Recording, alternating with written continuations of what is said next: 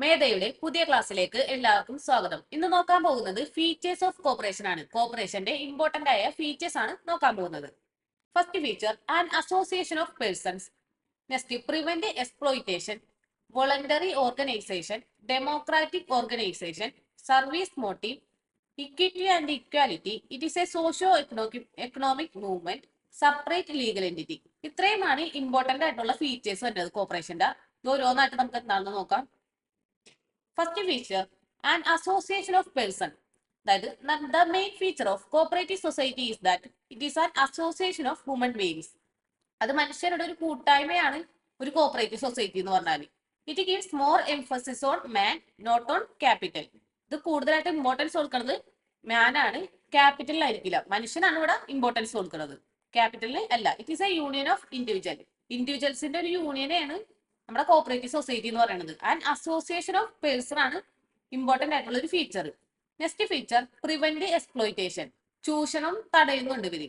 It avoids middlemen or intermediaries. മിഡിൽമെന്റിനെയും ഇന്റർമീഡിയറ്റ്സിനെയും ഇവര് അവോയ്ഡ് ചെയ്യുന്നുണ്ട്. അതൊരു ഇമ്പോർട്ടന്റ് ഫീച്ചർ ആണ്. Equitable distribution of surplus, limited interest on share capital are purposely adopted by the cooperatives. ഇവർ ചെയ്യുന്നത് സർപ്ലസ് ഉണ്ടെങ്കിൽ ഈക്വൽ ആയിട്ടാണ് ഡിസ്ട്രിബ്യൂട്ട് ചെയ്യണത്. Limited interest on share capital ആയിരിക്കും. ഇതൊക്കെയാണ് ഇവര് എക്സ്പ്ലോയിറ്റേഷൻ തടയാൻ വേണ്ടിയിട്ട് ചെയ്യുന്നത്. Equitable distribution of surplus, limited interest on share capital are purposely adopted by the cooperatives as principle to avoid exploitation. Next feature ആണ് voluntary organisation. It is purely a voluntary association. There is no compulsion to become a member of a cooperative society. ഇവിടെ cooperative സൊസൈറ്റിയിൽ member ആവുന്നത് യാതൊരു നിർബന്ധമില്ല, ഒരു കമ്പൽഷനും ഇല്ല. അത് നമ്മുടെ ഇഷ്ടപ്രകാരമാണ് ഒരു മെമ്പർ ആകുന്നത്. അതുകൊണ്ടാണ് വോളണ്ടറി ഓർഗനൈസേഷൻ എന്ന് പറയുന്നത്. The door of a cooperative society is open to those who are willing to become members. ആർക്കാണോ ആഗ്രഹമുള്ളത് അവർക്ക് കോപ്പറേറ്റീവ് സൊസൈറ്റിയിലെ മെമ്പർ ആകാം. And individual is free to join the society and withdraw his membership at his will. അവർക്ക് ഇഷ്ടമുള്ളപ്പോൾ withdraw ചെയ്യാനും പറ്റും. Membership join ചെയ്യാനും ഇഷ്ടമുള്ളപ്പോൾ പറ്റും, വിഡ്രോ ചെയ്യാനും ഇഷ്ടമുള്ളപ്പോൾ പറ്റും. അതാണ് ഇമ്പോർട്ടന്റ് ആയിട്ടുള്ള ഒരു feature voluntary organisation. Next feature ആണ് democratic organisation. The affairs of cooperative societies are handled in a democratic manner. ഒരു ഡെമോക്രാറ്റിക് മാനറിലായിരിക്കും ഇവരുടെ കോപ്പറേറ്റീവ് സൊസൈറ്റിയിലെ കാര്യങ്ങളൊക്കെ ഹാൻഡിൽ ചെയ്യുന്നത്. അതുകൊണ്ടാണ് ഇത് ഒരു ഡെമോക്രാറ്റിക് ഓർഗനൈസേഷൻ ആണെന്ന് പറയുന്നത്. Every member has only one vote which is the essential principle of democracy. ഇവിടെ ഒരു മെമ്പറിന് ഒരു വോട്ട് എന്ന രീതിക്കാണ് പോകുന്നത്. അതുകൊണ്ടാണ് ഡെമോക്രസിയിലെ ഇമ്പോർട്ടന്റ് ഒരു പ്രിൻസിപ്പിൾ ആണ് one man one vote. Every member has A one vote which is the essential principle of democracy. Next, the ultimate authority is vested in the hand of general body of a society. ഒരു സൊസൈറ്റിയുടെ ultimate authority ആരാണെന്ന് വെച്ചാൽ അത് general body ആയിരിക്കും.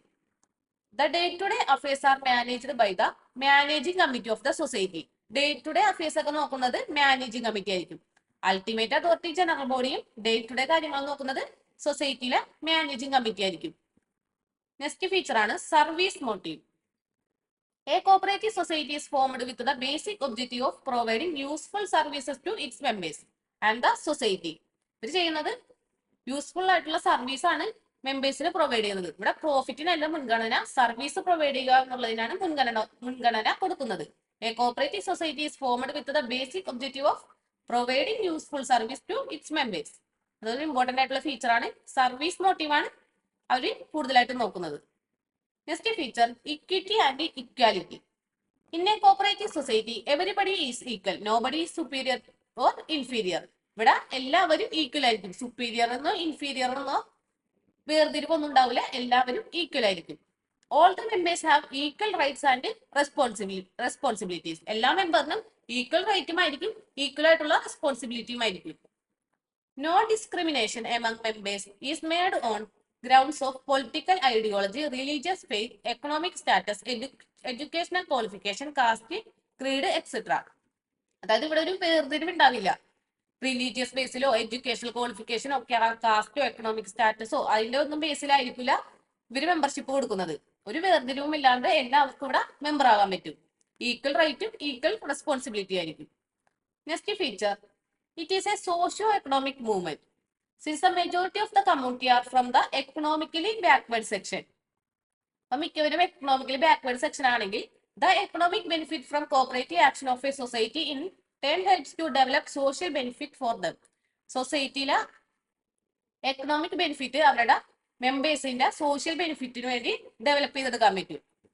അതാണ് ഇവിടെ പറയുന്നത് it is a socio economic movement.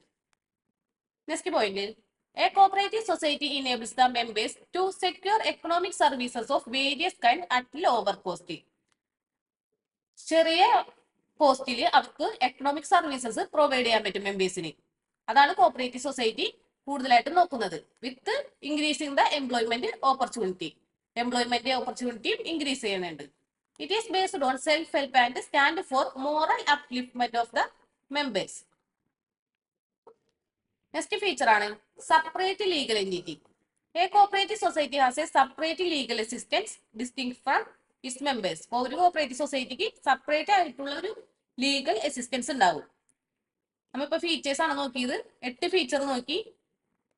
An association of person, prevent exploitation, voluntary organisation ആണ്, ഡെമോക്രാറ്റിക് ഓർഗനൈസേഷൻ ആണ്, service motive, equity and equality, it is a socio economic movement, separate legal entity. ഇത്രയുമാണ് important ആയിട്ടുള്ള features വരുന്നത്. ഇനി നോക്കാൻ പോകുന്നത് benefit ആണ്. കോർപ്പറേഷന്റെ ബെനിഫിറ്റ് 4 തരത്തിലുള്ള ബെനിഫിറ്റ്സ് ഉണ്ട്. Economic benefits, social benefits, educational benefits, ethical benefits. നമുക്ക് ഡീറ്റെയിൽ ആയിട്ട് അടുത്ത ക്ലാസ്സിൽ നോക്കാം ബെനിഫിറ്റ്സ് ഒക്കെ ഏതൊക്കെയാണെന്ന്. പിന്നെ ഇമ്പോർട്ടന്റ് ആയിട്ടുള്ള ഒബ്ജക്റ്റീവ്സ് നോക്കാം. Elimination of middle men, raising economic status of the poor, removal of the evils of capitalism, raising more moral standards of its members, increasing the prosperity of the whole community, abolition of social inequalities, neutrality in religion and politics, development of cooperative life. ഇത്രയുമാണ് important ആയിട്ടുള്ള objectives കോർപ്പറേഷന്റെ. ഇനി നോക്കാൻ പോകുന്നത് cooperative values ആണ്. നമുക്ക് cooperative values 10 എണ്ണമാണുള്ളത്. അതിൽ traditional വാല്യൂസും ഉണ്ട്, എത്തിക്കൽ വാല്യൂസും ഉണ്ട്. അതിൽ ട്രഡീഷണൽ വാല്യൂ എന്നതാണ് self help, self responsibility, democracy, equality, equity, solidarity. 6 എണ്ണമാണ് ട്രഡീഷണൽ വാല്യൂസിൽ വരുന്നത്. Self help, self responsibility, democracy, equality, equity, solidarity. Next എന്നതാണ് എത്തിക്കൽ വാല്യൂസ്. അത് honesty, openness, caring for others, social responsibility. ഈ 4 എണ്ണമാണ് എത്തിക്കൽ വാല്യൂസിൽ വരുന്നത്. നമുക്ക് ഹോപ്സ് എന്നുള്ള ബോർഡിൽ പഠിക്കാം. HOCS, honesty, O, openness, C, caring for others, social responsibility. ഇതൊക്കെ എക്സാമിന് ചോദിക്കാറുള്ളതാണ്. എത്തിക്കൽ വാല്യൂസ് ഏതൊക്കെയാണെന്ന്. Honesty, openness, caring for others, social responsibility. ഇന്ന് ഇത്രയുമാണ് നോക്കുന്നത്. Thank you.